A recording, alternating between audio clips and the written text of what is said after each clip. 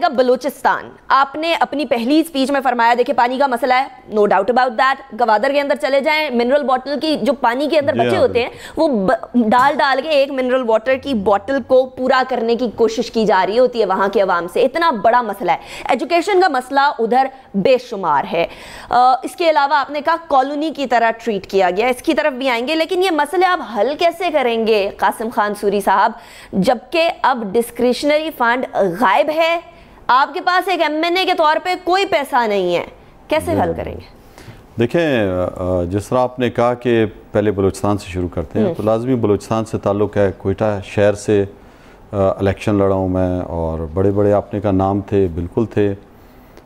एक अरसे से लगा रहा हूँ इस जमात में, और ग्रास रूट से मैंने काम शुरू किया, एज ए वर्कर मैंने काम शुरू किया, मुख्तलिफ ओहदों पर रहा। आप यकीन करें चौकिंग तक मैंने ख़ुद की हुई है, झंडे खुद लगाए हुए हैं, हर सतह पर पूरे पाकिस्तान में जहाँ पे भी हमने तहरीक जब ये शुरू की और ये हमारी पार्टी उठना शुरू हुई 2008-9 के बाद, तो हर जगह अपनी जमात के साथ मैं खड़ा रहा हूँ। और बलूचिस्तान में ये जो लोग थे कौमपरस्त, ये एक चैलेंज था मेरे लिए। 2013 में भी मैं सदर था पाकिस्तान तहरीक इंसाफ बलूचिस्तान चैप्टर का, और मैंने तमाम नौजवानों को टिकट दिए, और ख़ुद जो है वो सबसे सख्त जो हमारी ये सीट थी कोयटा की, जिस पे पश्तून कौमपरस्त नेशनलिस्ट जो लीडर हैं वो भी खुद खड़े होते थे और एक अरसे से जीते आ रहे थे, लेकिन वहाँ आप हार गए। जी हाँ, तो उस टाइम मैं सेकंड आया, और ये बहुत एक बड़ा चेंज था। आप यकीन करें कि कोयटा में ओन कर रही है तहरीक इंसाफ दूसरे नंबर पे, और भी बड़ी बड़ी जमातें थीं, मुस्लिम लीग नून था, उन्होंने हुकूमत भी बाद में बनाई, आपको पता है 2.5 साल का मुआहदा किया। तो एक ऐसे नेशनलिस्ट के साथ आप जाके मुकाबला करते हो, वहाँ पे आपको पता है कि मज़हब परस्त जमातें भी हैं, जमीयत भी थी, उसको भी हराया और जमातों को हराया और दूसरे नंबर पे आया। तो वहाँ के लोगों ने उस 2013 में भी उन्होंने रिकगनाइज़ किया मुझे, और उन्होंने वोट दिए पाकिस्तान तहरीक इंसाफ को। आपको पता है कि दूसरे नंबर पे आई थी हमारी जमात पूरे पाकिस्तान में। खान साहब लाहौर में हार गए थे, जो आरोज़ का इलेक्शन था, हमने 126 दिन धरना दिया, लोगों को बताया कि किस तरह धांधली हुई है। तो मैं समझता हूँ कि एक मेहनत एक ऐसी चीज़ है, जब आप करते हो सच्ची नीयत से करते हो, आपकी अपनी ज़ाती उसके अंदर कोई गर्ज नहीं होती, तो अल्लाह ताला देख रहा होता है। एक इमरान खान साहब की 22 साल की हमारी जब मेहनत है, तो वो मेहनत उनकी अपने लिए नहीं थी ना, इसलिए थी कि मैं अपने लिए कुछ बनाऊँ। तो हम जैसे जो लोग उनके साथ मुंसलिक हैं, तो हमारी भी कोई अपनी ज़ाती लालच नहीं है, एक एजेंडा है कि इस मुल्क को हमने सही करना है। दुनिया में कितने मुल्क हैं, कितनी तेज़ी से चेंज हुए हैं, आप देख लें। हमारे सामने पाकिस्तान के 5 साल मंसूबे उन्होंने लिए हैं, अपने मुल्कों में अप्लाई किए हैं, करप्शन ख़त्म की, और मुल्क कहाँ से कहाँ चले गए। तो मैं समझता हूँ कि बलूचिस्तान जो बहुत कम आबादी है, माली वसाइल हैं, ज़मीन के नीचे खजाने हैं, समंदर की पट्टी है, गवादर है, पाकिस्तान का फ्यूचर है, सीपैक उधर से गुजर रहा है। तो वो एक ऐसी जगह है जहाँ पे अगर हम अमन ले आए, वहाँ पे मुल्क दुश्मन है, आपको पता है, मैंने आपको बताया कॉलोनी कितना डील किया, तो उसका फ़ायदा उठाते हैं मुल्क दुश्मन हमारे, वो बैठ के इस चीज़ को उबारते हैं। वहाँ पे नौकरियाँ नहीं हैं नौजवानों के पास, वहाँ पे फैक्ट्रियाँ नहीं हैं, वहाँ पे आप देखो कि बिजली के मसाइल हैं। गवादर जो हम कहते हैं कि गेम चेंजर होगा, और बड़ी हुकूमतों ने किया, मुशर्रफ उसको ओन ले रहा है, पिछली हुकूमत कह रही है जी ये तो हमारा मंसूबा था सीपैक का। वहाँ पे आज तक पीने का पानी नहीं है, वहाँ पर आज तक बिजली नहीं है, ईरान से बिजली ले रहे हैं। मैं आपको बता रहा हूँ कौन कर रहे हैं। तो हम इस कंडीशन में आए हैं, हम इस देखें पूरे पाकिस्तान का यही हाल है, एजुकेशन कहीं पे भी नहीं है। जनूबी पंजाब से हमारा पंजाब का CM है, उसके गाँव में भी बिजली नहीं, और वहाँ पर भी ये चीज़ें नहीं हैं। बात यह है कि खैबर पख्तूनख्वा में इसी कंडीशन में मिला, दहशतगर्दी थी, और 2013 में पहली दफ़ा मिला। तो वहाँ से आज आप उसके हालात देखें, एजुकेशन इम्प्रूव किया, वहाँ पे 8.5 लाख बच्चों ने प्राइवेट स्कूल छोड़ा, गवर्नमेंट स्कूलों में आए। वहाँ पे 99% हमने उस्ताजा की हाज़िरी लेके आए। वहाँ पे सबसे ज़्यादा आप पिलडेट की रिपोर्ट देख लें, आप दूसरे सर्वेस की देख लें, सबसे ज़्यादा जो बाथरूम जो बुनियादी सहूलतें थी स्कूल्स में नहीं थी, वो सबसे ज़्यादा बेहतरीन पीटीआई की हुकूमत मौजूद थी। सूरी साहब, बलूचिस्तान में हुकूमत मौजूद नहीं है, वहां एक एमएनए डिप्टी स्पीकर की जगह पर बैठे हुए हैं कासिम खान सूरी के नाम से, लेकिन ना आपकी वहां हुकूमत है, ना अब आपको डिस्क्रिशनरी फंड्स मिलेंगे जो लुटाए जाते थे खुला। अब वो खान साहब ने बंद कर दिया, अब क्या करेंगे? बलूचिस्तान के लिए क्या करेंगे? अपने हल्के के लिए क्या करेंगे? बता रहा हूं कि खैबर पख्तूनख्वा की जब हमें हुकूमत मिली तो फेडरल गवर्नमेंट हमारी नहीं थी, रोड़े वो करती थी, तंग करती थी, लेकिन 18वीं तरमीम आ गई थी ना। तो आज पीएम हमारा है, वो पूरे पाकिस्तान को एक नजर से देख रहा है। वो ये नहीं देख रहा कि बस इनको कुछ फंड कुछ नवाबों सरदारों को दो, जान छुड़ाओ। वो आज हमारी मीटिंग थी बल्दियात के हवाले से, आज मैं वहाँ पे, आज हमारे सीएम आए हुए थे बलूचिस्तान के, तो निचली सतह पर मुंतकिल करने का हमारा इरादा है पूरे पाकिस्तान में फंड्स, इख्तियारात।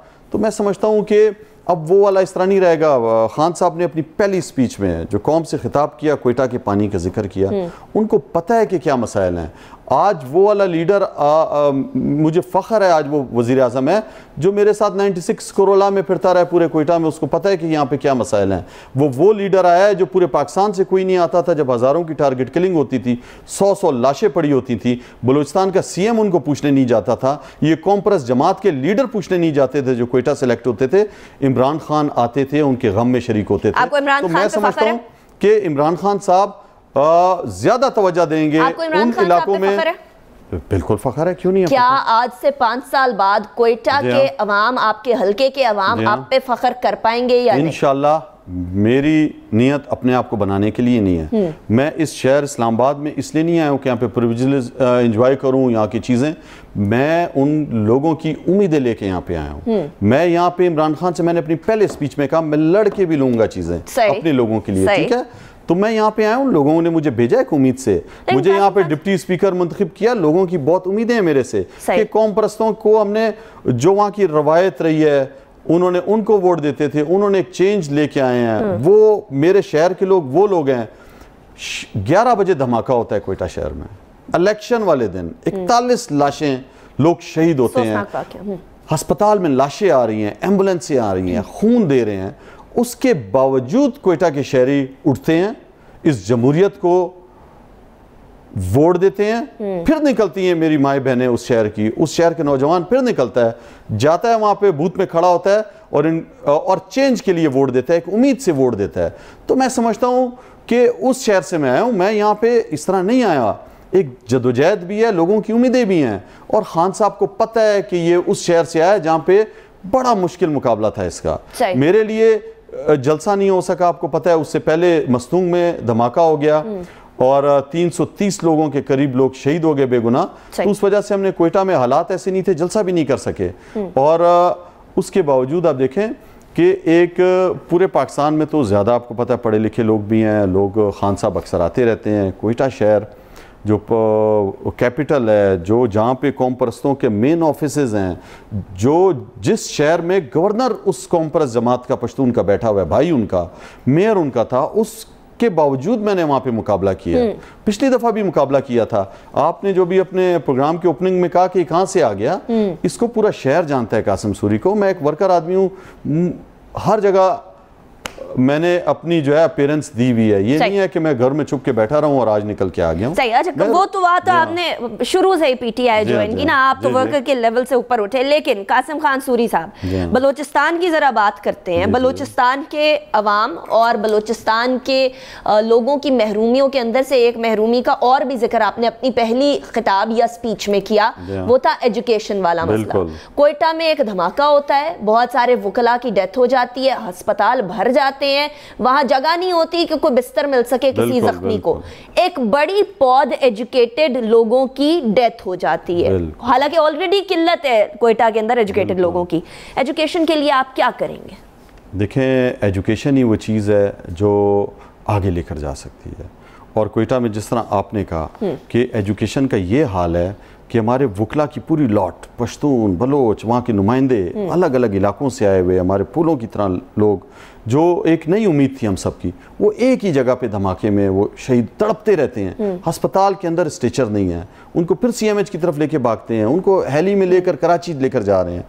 तो मैं समझता हूँ, आपने देखा जो हमारी वुमेन यूनिवर्सिटी थी, बहादुर खान यूनिवर्सिटी, उसके अंदर धमाका होता है, उसके अंदर फायरिंग होती है। हमारी कितनी प्यारी प्यारी मासूम हमारी बच्चियाँ उसके अंदर शहीद होती हैं। आपने देखा बलूचिस्तान यूनिवर्सिटी के हमारे प्रोफेसर्स को, लेक्चरर्स को, खातून लेक्चरर को शहीद कर देते हैं, रोड पे टारगेट किलिंग्स में मार देते हैं। हमारे डॉक्टर्सों को मार दिया उस शहर के अंदर, हमारे पढ़े लिखे नौजवानों को, जो बेचारे नाई जो दूसरे छोटे छोटे काम करते थे पंजाब से, उन तक को मारा, मजदूरों को मारा। उन हालात में जब पाकिस्तान का कोई नारा नहीं ले सकता था, पाकिस्तान तहरीक इंसाफ ने हर जगह पे, आप यकीन करें लोग मुझे बोलते थे तुम पागल हो, तुम्हें मार देंगे लोग, हमने पाकिस्तान का नारा लगाया बगैर लालच के। और आज मैं समझता हूँ सिक्योरिटी एजेंसीज ने, फोर्सेस ने हमारे बहुत कुर्बानियां दी, उनके लोगों कितने शहीद हो चुके हैं, टारगेट हो चुके हैं। आज जो है वो दोबारा एक कौमी धारे में, अल्लाह का शुक्र है बलूचिस्तान आया है।